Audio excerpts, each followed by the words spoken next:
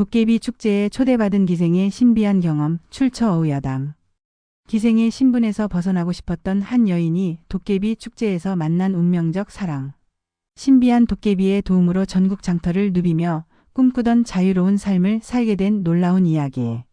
어우야담에 실린 실제 기록을 바탕으로 한 감동적인 여성의 인생 역전기를 들어보세요. 평양 기로에서의 답답한 생활과 자유에 대한 갈망. 때는 선조 임금이 다스리시던 조선 중기, 평양의 번화한 거리에 위치한 취양루라는 기루에서 월화라는 기생이 살고 있었습니다. 20살의 꽃다운 나이였지만 그녀의 눈빛에는 깊은 시름이 서려 있었습니다. 월화는 어릴 때 부모를 잃고 기루에 팔려와 기생이 된 처지였습니다. 뛰어난 미모와 총명함, 그리고 검은고와 가야금 연주에 탁월한 재능을 가지고 있어서 평양에서 손꼽히는 명기로 이름이 높았지요. 하지만 그 명성이 오히려 그녀에게는 더 큰 족쇄가 되었습니다. 월화야, 오늘 밤에도 손님들이 많이 올 예정이니 단단히 준비해라. 기생 우두머리인 춘향 엄마의 목소리에 월화는 고개를 끄덕였지만 마음속으로는 한숨을 내쉬었습니다.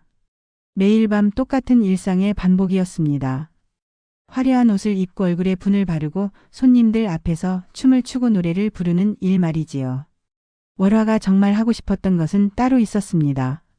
어릴 때부터 손재주가 뛰어났던 그녀는 아름다운 비단에 술을 놓거나 예쁜 장신구를 만드는 일에 큰 재미를 느꼈습니다. 특히 전국 각지에서 오는 상인들로부터 들은 다른 지역의 독특한 수공 예품 이야기는 그녀의 마음을 설레게 했지요. 언젠가는 이런 곳을 벗어나서 내가 정말 하고 싶은 일을 하며 살고 싶어. 월화는 창문 너머로 보이는 넓은 하늘을 바라보며 속삭였습니다. 저 하늘 아래 어딘가에는 분명 자신이 꿈꾸는 자유로운 삶이 있을 거라고 믿었거든요. 그런 월화에게 유일한 위로가 되어주는 것은 동료 기생인 춘홍이었습니다. 춘홍은 월화보다 나이가 많았지만 언니처럼 따뜻하게 돌봐주는 고마운 존재였지요. 월화야, 너는 다른 아이들과 달라 마음속에 큰 뜻을 품고 있는 게 보여. 언젠가는 분명 기회가 올 거야. 춘홍의 위로에 월화는 작은 미소를 지었습니다. 하지만 현실은 녹록지 않았습니다. 기생의 신분으로는 마음대로 어디 갈 수도 없었고 자신의 뜻대로 살 수도 없었거든요. 어느 가을밤 월화는 또다시 손님들을 위해 연주를 해야 했습니다. 그날 밤 손님은 한양에서 온 부유한 상인이었는데 월화의 연주에 크게 감탄하며 많은 돈을 주었습니다. 월화 기생, 정말 뛰어난 실력이군요. 한양에 가면 더 큰 무대에서 활동할 수 있을 텐데. 상인의 말에 월화의 마음이 흔들렸습니다. 한양이라는 더 넓은 세상에 대한 동경이 일어났거든요. 하지만 그것도 결국은 똑같은 기생의 삶일 뿐이라는 생각에 곧 마음이 무거워졌습니다. 그날 밤 모든 손님들이 돌아간 후 월화는 홀로 기루 옥상에 올라갔습니다. 평양의 야경이 한눈에 보이는 곳이었지요. 달빛이 유난히 밝은 밤이었습니다. 정말 이대로 평생을 살아야 하는 걸까? 월화는 달을 바라보며 간절히 소원을 빌었습니다. 언젠가는 이 답답한 현실에서 벗어나서 진정 자신이 원하는 삶을 살 수 있기를 말이지요. 바로 그때였습니다. 멀리 산 너머에서 이상한 불빛들이 번쩍거리는 것이 보였습니다. 처음에는 번개인 줄 알았지만 하늘은 맑았고 구름 한 점 없었습니다. 저게 뭐지? 우연히 발견한 도깨비들의 성대한 밤 축제. 월화는 그 신비한 음악 소리에 완전히 매료되었습니다. 마치 그 소리가 자신을 부르는 것 같았거든요. 평소라면 밤늦게 기루를 벗어나는 것은 상상도 할 수 없는 일이었지만 그날 밤은 달랐습니다. 한 번만 정말 한 번만 가서 확인해보자. 월화는 조용히 기루를 빠져나왔습니다. 다행히 모든 사람들이 잠들어 있어서 아무도 눈치채지 못했지요. 그녀는 음악 소리가 들려오는 방향을 따라 평양 외곽의 산길로 향했습니다. 산길은 어둠 속에서 더욱 험해 보였지만 월화는 이상하게 전혀 무섭지 않았습니다. 오히려 마음이 설레고 기대감에 가득했지요. 음악 소리는 점점 더 선명해졌고 불빛들도 더욱 화려해 보였습니다. 1시간 정도 걸었을까요? 월화가 작은 고개를 넘어서자 눈앞에 믿기 어려운 광경이 펼쳐졌습니다. 넓은 계곡 한가운데에 거대한 무대가 설치되어 있었고 그 주변으로는 수백 개의 화려한 등불들이 반짝이고 있었습니다. 더욱 놀라운 것은 그곳에서 축제를 즐기고 있는 존재들이었습니다. 키가 작고 털이 북슬북슬한 도깨비들이 수백 명이나 모여서 성대한 잔치를 벌이고 있었거든요. 세상에 이런 일이. 월화는 숨을 죽이며 그 장면을 지켜봤습니다. 도깨비들은 저마다 화려한 의상을 입고 있었고 어떤 도깨비는 북을 치고 어떤 도깨비는 징을 울리며 음악을 연주하고 있었습니다. 또 다른 도깨비들은 신기한 춤을 추고 있었지요. 무대 위에서는 특별히 큰 도깨비가 지휘봉을 흔들며 음악을 지휘하고 있었습니다. 그의 지휘에 맞춰 연주되는 음악은 정말로 환상적이었습니다. 월화가 평생 기생으로 살면서 들어본 어떤 음악보다도 아름답고 감동적이었거든요. 저런 음악을 연주할 수 있다면 월화는 넛을 잃고 그 광경을 바라봤습니다. 그런데 갑자기 음악이 멈추더니 모든 도깨비들이 월화가 있는 방향을 바라봤습니다. 어라? 저기 인간이 하나 있네. 정말이야. 인간이 우리 축제를 보고 있어. 도깨비들이 웅성거리기 시작했습니다. 월화는 깜짝 놀라서 뒤로 물러서려 했지만 발이 꼼짝하지 않았습니다. 그때 무대 위에 지휘자 도깨비가 월화를 향해 손을 흔들었습니다. 어이 거기 아가씨. 무서워하지 말고 이리 와봐요. 지휘자 도깨비의 목소리는 의외로 따뜻하고 친근했습니다. 다른 도깨비들도 월화를 향해 손짓하며 환영한다는 듯이 웃고 있었지요. 제가 보여도 되나요? 월화가 조심스럽게 물어보자 지휘자 도깨비가 크게 웃었습니다. 물론이지. 우리 도깨비 축제는 마음이 순수하고 음악을 사랑하는 사람에게만 보인다고 해요. 아가씨가 여기까지 올 수 있었다는 것은 분명 특별한 인연이 있다는 뜻이에요. 다른 도깨비들도 동조했습니다. 맞아, 맞아. 지난 100년 동안 우리 축제를 본 인간은 아가씨가 처음이야. 정말 특별한 분이구나. 월화는 점점 용기를 내어 도깨비들에게 다가갔습니다. 가까이서 보니 도깨비들은 생각보다 훨씬 귀엽고 친근해 보였습니다. 제 이름은 월화라고 합니다. 평양에서 기생을 하고 있어요. 월화? 참 아름다운 이름이네요. 저는 이 축제단의 단장인 현학이라고 해요. 지휘자 도깨비가 정중하게 인사를 했습니다. 그의 말투와 행동은 마치 양반 귀공자 같았습니다. 기생이라고 하셨나요? 그럼 음악을 아시겠네요. 네, 조금은. 그럼 우리와 함께 연주해 보시겠어요? 오늘은 특별히 인간과 도깨비가 함께하는 합동 공연을 해봐요. 현학의 제안에 다른 도깨비들도 모두 박수를 쳤습니다. 월화는 설레는 마음으로 고개를 끄덕였습니다. 정말 같이 해도 될까요? 물론이에요. 우리 축제의 특별한 손님이 되어주세요. 축제에서 만난 특별한 도깨비와의 첫 만남. 월화가 도깨비들과 함께 연주를 시작하자 축제장 전체가 더욱 환상적인 분위기로 변했습니다. 그녀의 아름다운 가야금 연주에 맞춰 도깨비들의 음악이 어우러지니 마치 천상의 음악 같았지요. 모든 도깨비들이 감탄하며 박수를 보냈습니다. 와, 정말 대단해요. 인간의 음악과 우리 도깨비 음악이 이렇게 잘 어울릴 줄은 몰랐어요. 월화님의 연주 실력이 정말 뛰어나시네요. 도깨비들의 칭찬에 월화는 얼굴이 빨갛게 달아올랐습니다. 기루에서는 늘 손님들을 위한 연주였지만 이곳에서는 순수하게 음악 자체를 즐기는 기쁨을 느낄 수 있었거든요. 그때 축제장 한쪽에서 한 도깨비가 천천히 걸어왔습니다. 다른 도깨비들과는 확연히 다른 모습이었습니다. 키가 훨씬 크고 단정했으며 옷차림도 고급스러웠지요. 무엇보다 그의 눈빛에는 깊은 지혜와 따뜻함이 담겨 있었습니다. 형님, 드디어 오셨군요. 현학이 그 도깨비를 보고 반갑게 맞이했습니다. 늦어서 미안하다. 멀리서 온 손님이 계시다고 들었는데. 그 도깨비는 월화를 바라보며 말했습니다. 월화와 눈이 마주치는 순간 이상한 일이 일어났습니다. 마치 시간이 멈춘 것처럼 주변의 모든 소리가 사라지고 오직 그들 둘만 남은 것 같았지요. 안녕하세요. 저는 청운이라고 합니다. 그 도깨비가 정중하게 인사를 했습니다. 목소리도 다른 도깨비들과는 달리 차분하고 깊이가 있었습니다. 저는 월화라고 합니다. 월화는 어쩐지 심장이 빨리 뛰는 것을 느꼈습니다.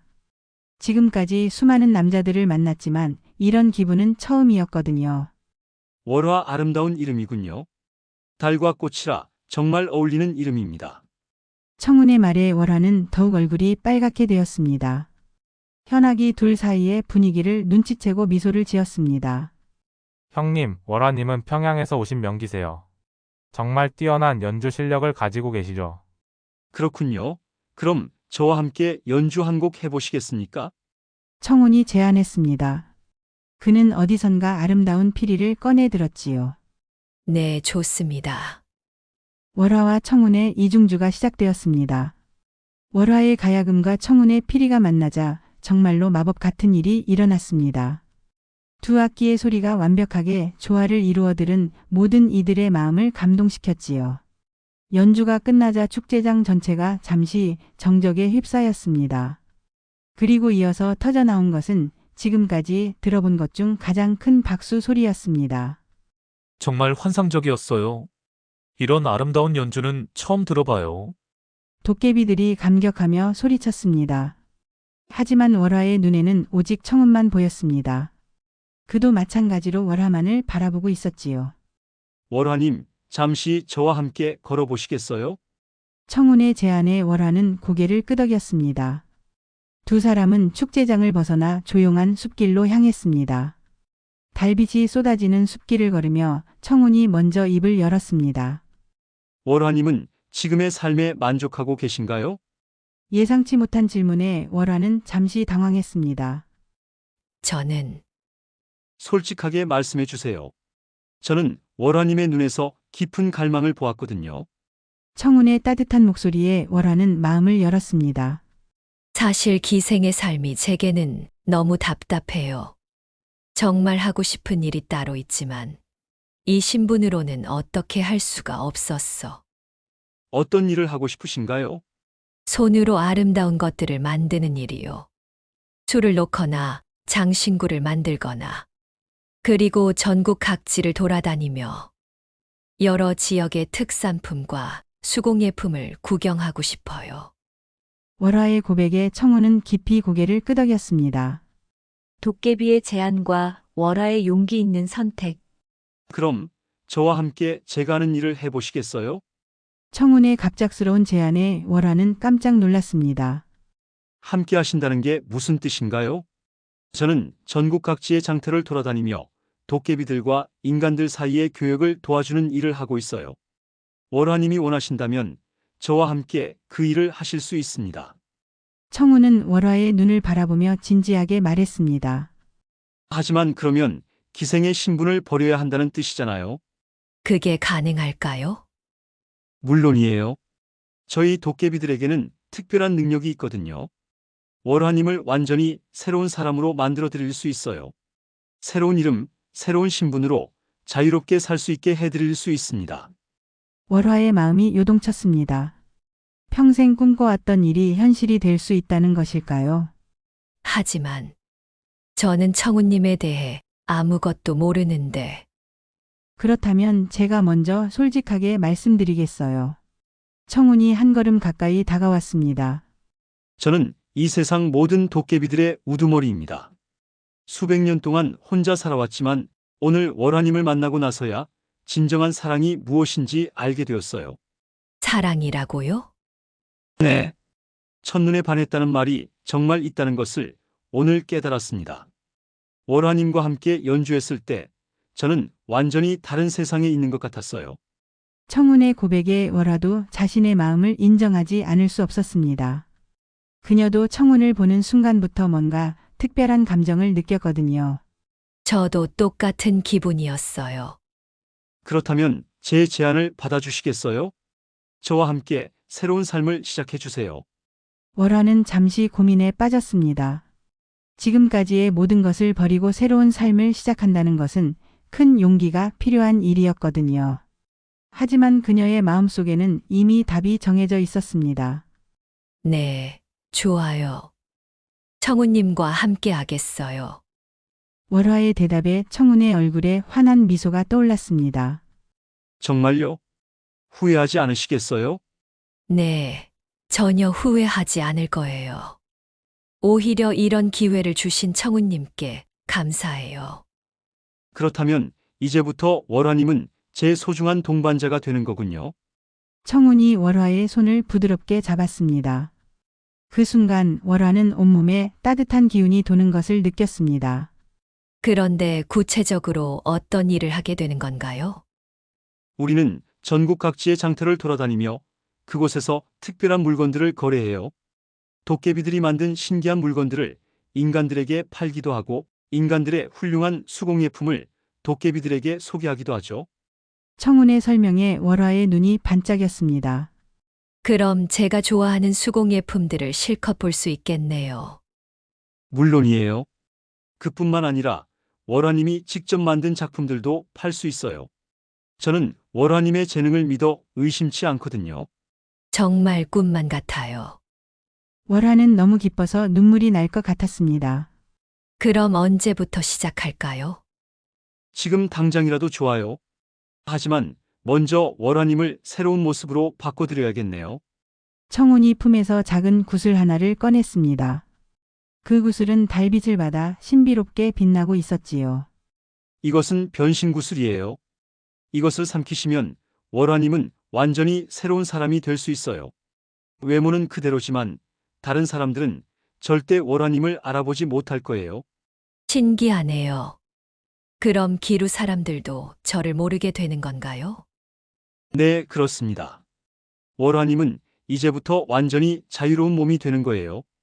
월화는 더 이상 망설이지 않고 그 구슬을 받아 삼켰습니다. 순간 온몸이 따뜻해지면서 이상한 기분이 들었지요. 이제 됐어요. 월화님은 이제부터 은별이라는 새로운 이름으로 살게 됩니다. 은별 좋은 이름이네요. 그럼 이제 우리의 새로운 인생을 시작해 볼까요? 도깨비와 함께하는 자유로운 여행 생활. 은별과 청운의 새로운 삶은 상상했던 것보다 훨씬 더 흥미진진했습니다. 청운은 도깨비의 신통력으로 순식간에 전국 어디든 이동할 수 있었기 때문에 하루에도 여러 장터를 둘러볼 수 있었거든요. 첫 번째로 간 곳은 경주의 큰 장터였습니다. 신라의 옛 도읍답게 온갖 진귀한 물건들이 가득했지요. 은별은 그곳에서 처음으로 청운과 함께 장사를 시작했습니다. 이것은 도깨비들이 만든 특별한 비단이에요. 물에 젖어도 절대 색이 바래지 않고 추워도 따뜻하고 더워도 시원한 신기한 옷감이죠. 은별이 손님들에게 설명하자 사람들이 모두 신기해하며 몰려들었습니다.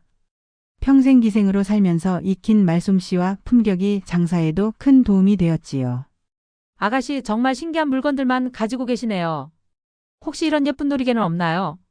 한 부인이 물어보자 은별은 자신이 직접 만든 놀이개를 보여주었습니다. 이것은 제가 직접 만든 건데요. 어떠세요? 어머, 이런 정교한 솜씨는 처음 봐요. 어디서 배우셨어요? 그냥 어릴 때부터 손재주가 있어서요. 은별은 겸손하게 대답했지만 마음속으로는 뿌듯했습니다. 평생 꿈꿔왔던 자신만의 작품을 사람들이 인정해 주니까요. 청운도 은별의 재능에 감탄했습니다. 은별, 당신 정말 대단해요. 사람들이 당신 작품을 보고 모두 감탄하잖아요. 청운 덕분이에요. 청운이 기회를 주지 않았다면 이런 일은 꿈도 못 꿨을 거예요. 두 번째로 간 곳은 부산의 포구장터였습니다. 바다에서 잡은 싱싱한 해산물과 일본에서 온 진귀한 물건들이 가득한 곳이었지요. 은별은 그곳에서 조개 껍데기로 만든 아름다운 장신구 만드는 법을 배웠습니다. 와, 이런 예쁜 걸 어떻게 만드는 거예요? 조개 껍데기를 얇게 갈아서 모양을 내고 특별한 풀로 붙이는 거예요. 한번 해보실래요? 은별은 그곳 장인들과 금세 친해져서 서로 기술을 나누며 지냈습니다. 청운은 그런 은별을 바라보며 흐뭇한 미소를 지었지요. 세 번째로 간 곳은 전주의 한지 장터였습니다. 그곳에서 은별은 아름다운 한지에 술을 놓는 새로운 기법을 개발했습니다. 평생 길러온 자수 실력과 새로 배운 한지 기술이 만나니 정말 훌륭한 작품들이 탄생했거든요. 이런 작품은 한양 궁궐에서도 보기 힘들 거예요. 정말 예술 작품이네요. 사람들의 찬사에 은별은 자신감이 점점 생겼습니다. 기생 시절에는 늘 남의 눈치를 보며 살았지만 이제는 당당하게 자신의 작품을 자랑할 수 있었거든요. 한 달여 동안 전국 각지를 돌아다니며 은별과 청우는 정말 많은 것들을 경험했습니다. 강원도의 산간 마을에서는 나무 공예를 배웠고 충청도의 도자기 마을에서는 도자기 만드는 법을 익혔지요. 경상도의 유명한 직조 마을에서는 새로운 직조 기법도 배웠습니다. 그리고 무엇보다 좋았던 것은 청운과 함께하는 시간들이었습니다. 둘은 낮에는 함께 장사하고 기술을 배우고 저녁에는 아름다운 풍경을 감상하며 서로의 꿈을 나누었지요. 은별 행복해요? 어느 저녁 한강가에서 석양을 바라보며 청운이 물었습니다. 너무 행복해요. 이런 삶이 가능하다는 것도 몰랐어요. 매일이 새롭고 즐거워요. 저도 마찬가지예요. 은별과 함께하는 이 시간들이 제 인생에서 가장 소중한 순간들이에요. 새로운 정체성과 만족스러운 인생의 완성. 1년이 지났을 때 은별과 청우는 이미 전국에서 유명한 상인 부부가 되어 있었습니다. 은별이 만든 수공 예품들은 어디서든 인기였고 청운이 가져오는 도깨비들의 신기한 물건들도 많은 사람들의 사랑을 받았지요.